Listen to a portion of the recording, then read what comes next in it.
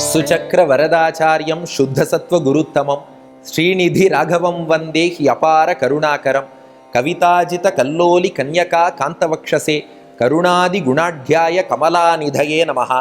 ஸ்ரீ சங்கரா தொலைக்காட்சி நேயர்களுக்கு வணக்கம். புன்னகை ராமாயணத்தை அனுபவிக்க நீங்களும் தயாராக இருப்பீர்கள். இந்த புன்னகை ராமாயணத்தின் முதல் 3 ஸ்லோகங்கள் ஒரு இன்ட்ரோடக்ஷன் பார்ட், அறிமுக பகுதியாக அமைந்துள்ளன. அதுல முதல் ஸ்லோகத்துல இந்த புன்னகை ராமாயணத்தை அனுபவிக்கும் நேயர்களான உங்கள் அத்தனை பேருக்கும் வடுவூர் ராமனின் புன்னகையே எல்லா வளங்களையும் அருளும் என்று வில்லூர் சுவாமி சாதித்தார். இப்ப 2வது ஸ்லோகம் பார்க்க போறோம். 2வது ஸ்லோகத்தின் சாரம் என்னன்னா, நாம தினந்தோறும் இந்த புன்னகை ராமாயண ஸ்லோகங்களை நம் உள்ளத்திலும் இல்லத்திலும் எழுந்தருளி இருக்கும் ராமபிரான் முன்னாடி விண்ணப்பிக்க போறோம். அப்ப ராமனை எவ்வாறு தியானித்து கொண்டு இந்த ஸ்லோகங்களை சொல்ல வேண்டும் அப்படிங்கிறத பார்க்கணும் இல்லையா? அப்ப வடுவூர் ராமனை எப்படி தியானிக்க வேண்டும் என்று சொல்வதுதான் இந்த 2வது ஸ்லோகம். இன்றைய தினம் அர்ச்சக சுவாமிகள் கிருபையாலே வடுவூர் ராமனை ஏகாந்தமாக சேவிக்கிற பாக்கியம் உலகெங்கும் உள்ள சங்கரா டிவி நேயர்கள் அத்தனை பேருக்கும் கிடைச்சிருக்கு. இந்த திருக்கோலத்தை அப்படியே தியானித்து கொண்டுதான் இந்த புன்னகை ராமாயணத்துல ஒரு ஸ்லோகமும் சேவிக்கணுமா?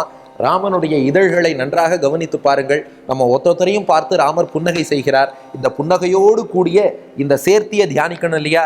இதை சொல்லக்கூடிய ஸ்லோகம் தான் 2வது ஸ்லோகம். ஸ்லோகத்தை சேவிப்போமா? சீதா லக்ஷ்மண மத்திய மண்டன மணேஹே ராமஸ்ய ரஸ்யாத்மனஹ பீதாங்கஸ்ய ஹனுமத சுபதிருஷா பத்தாஞ்சலே சாதரம் பீதோபேத விபீஷணாய தயயா தாத்து சமஸ்த ஸ்ரீயம் ஷீதாம்சு பிரதிமானனஸ்ய மதுரம் மந்தஸ்மிதம் பாத்துமாம். அற்புதமான ஸ்லோகம். இதுல எப்படி ராமனை தியானிக்க வேண்டும் என்று சொல்கிறார். எப்படி தியானிக்க வேண்டும் என்றால், சீதா லக்ஷ்மண மத்திய மண்டன மணேகே, சீதைக்கும் லக்ஷ்மணனுக்கும் மத்தியிலே ஒரு அலங்காரம் போல், ஒரு ரத்னம் போலே ராமபிரான் எழுந்தருளி இருக்கிறான். ராம ரத்னம் என்று சொல்கிறோம் அல்லவா? அப்போ சீதைக்கும் லக்ஷ்மணனுக்கும் மத்தியிலே ஒரு ரத்னம் போலே ராமபிரான் எழுந்தருளி இருக்கிறான். அப்புறம் ராமஸ்ய ரஸ்யாத்மனஹா, அற்புதமான அழகான திருமேனி, சாக்ஷாத் மன்மதன் என்று சொல்லும்படியான அற்புதமான திருமேனியோடு விளங்குகிறான். அவன் முன்பு பார்த்தால் சன்னதி ஆஸ்தானத்துல ஹனுமானும் எழுந்தருளி இருப்பார். அதனால அவரையும் சேர்த்து வில்லூர் சுவாமி சொல்கிறார். பீதாங்கஸ்ய ஹனுமத சுபதிருஷா பத்தாஞ்சலே சாதரம். ஹனுமான் அப்படியே ஆசையோடு ராமன் முன்னே கைகூப்பி கொண்டு ராமன் திருமேனி அழகை தன் கண்களாலே பருகி கொண்டிருக்கிறார் ஹனுமான். ஏன்னா இந்த அழகை பருகணும்னா அதுக்கு ஹனுமான் தான் சரியான நபர். அப்ப இந்த அழகை ஹனுமான் கைகூப்பி பருகி கொண்டே இருக்கிறார். அது மட்டுமா, பீதோபேத விபீஷணாய தயையா தாத்து சமஸ்த ஸ்ரீயம். விபீஷணன் அஞ்சி போய் ராமனை விட்டால் எனக்கு தஞ்சம் இல்லை என்று ஓடி வந்தான். அப்படி சரணம்னு காலில் விழுந்த விபீஷணனுக்கு அத்தனை செல்வங்களையும் அள்ளி கொடுத்தவன் ராமபிரான். விபீஷணன் ஒருத்த மட்டும் இல்ல, இன்றைக்கும் வேறு புகழ் இல்லை ராமா, வடுவூர் ராமா உன்னை விட்டால் எங்களுக்கு வேறு தஞ்சம் இல்லைன்னு எந்தெந்த பக்தர்கள் எல்லாம் வருகிறார்களோ அத்தனை பேருக்கும் எல்லா செல்வத்தையும் அள்ளி தருவதற்கு தயாராக காத்திருக்கிறான் வரப்பிரசாதியான இந்த வடுவூர் ராமன். அவன் முகத்தில் வருகிறதே புன்னகை, அது எந்த புன்னகைனா சீதாம்சு பிரதிமானனஸ்ய மதுரம்னார். அதாவது அவன் முகமே ஒரு சந்திரன் போல இருக்கிறது. சந்திரம்னா என்ன பண்ணும்? அமுதை பொழியும் நிலவுங்கிற அமுதை பொழியும் நிலவே நீ அருகில் ஏன் வரலன்னு கேட்கிறா. அப்போ நிலவு என்பது அமுதத்தை பொழியும். அந்த ராமபிரானுடைய திருமுகம் முழு நிலவாக இருக்கிறது.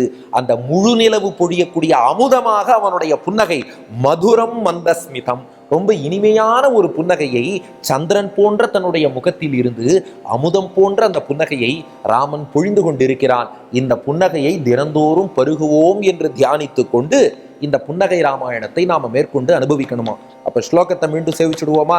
சீதா லக்ஷ்மண மத்திய மண்டன மணேகே ராமஸ்ய ரஸ்யாத்மனஹ பீதாங்கஸ்ய ஹனுமத சுபதிருஷா பத்தாஞ்சலே சாதரம் பீதோபேத விபீஷணாய தயையா தாத்து சமஸ்த ஸ்ரீயம் ஷீதாம்சு பிரதிமானனஸ்ய மதுரம் மந்தஸ்மிதம் பாத்துமாம் என்று இப்படி ராமனுடைய புன்னகை சீதா லக்ஷ்மணர்களுக்கு மத்தியிலே ரத்தனம் போல் திகழ்பவனும், ஹனுமானாலே பருகப்படக்கூடிய அழகை கொண்டவனும், மேலும் விபீஷணன் போல் சரணம்னு வருபவர்களுடைய பயத்தை போக்கி செல்வங்களை அருள்பவனுமான ராமனுடைய சந்திரன் போன்ற முகத்தில் அமுதமயமான இனிய புன்னகை, அதை எந்நாளும் பருகுவோம் என்று தியானித்துக் கொள்வோம்.